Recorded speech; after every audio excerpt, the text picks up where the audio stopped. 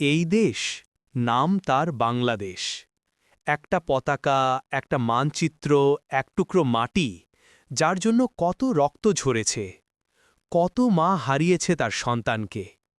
স্বপ্ন ছিল এই দেশ হবে মানুষের, ন্যায়ের, ভালোবাসার, শান্তির দেশ। কিন্তু আজ চারদিকে শুধু অন্যায়ের সুর। বাচ্চা থেকে বৃদ্ধ, সবাই কোনো না কোনো কষ্টে।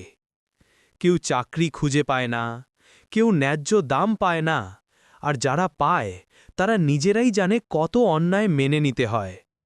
আমরা স্বাধীন হয়েছি, কিন্তু আসল স্বাধীনতা কোথায়? কথা বললে ভয়, সত্য বললে মামলা, বিচার চাইলে হয়রানি। এই কি সেই বাংলাদেশ যার জন্য শহীদরা রক্ত দিয়েছে? দেখো তো, আজ মাঠে ফসল আছে, কিন্তু কৃষকের মুখে হাসি নেই। বাজারে পণ্য আছে, কিন্তু মানুষের ঝুড়ি খালি। হাসপাতাল আছে, কিন্তু চিকিৎসা পেতে হয় ধর্না। স্কুল আছে, কিন্তু শিক্ষার আলো যেন ব্যবসার বোর্ডে লেখা এক নামমাত্র। রাজনীতি আজ ক্ষমতার খেলা, মানুষ নয়, মানুষ শুধু সিঁড়ি। সত্য, ন্যায় আর দেশপ্রেম, এগুলো এখন শুধু বক্তৃতার শব্দ। তবুও আমি বিশ্বাস করি, এই মাটির মানুষ এখনো বেঁচে আছে।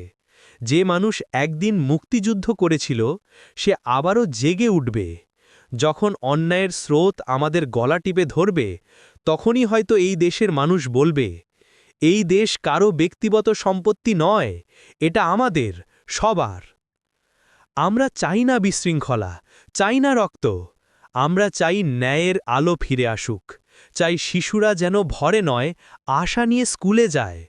চাই বৃদ্ধ মা বাবা যেন সন্তানের মুখের দিকে তাকিয়ে বলেন, দেখো, আমার দেশ আবার জেগে উঠছে। এই প্রতিবাদ রাস্তায় নামার নয়, এই প্রতিবাদ বিবেকের। যে প্রতিবাদ শুরু হয় হৃদয়ে, যেখানে মানুষ আবার মানুষকে মানুষ হিসেবে দেখতে শেখে। বাংলাদেশ, তুমি শুধু মানচিত্রে নাম নও, তুমি আমাদের শিকড়। তোমায় ভালোবাসা মানে অন্যায়ের বিরুদ্ধে দাঁড়ানো, আর সেটাই আজ আমাদের সবচেয়ে বড় দায়িত্ব।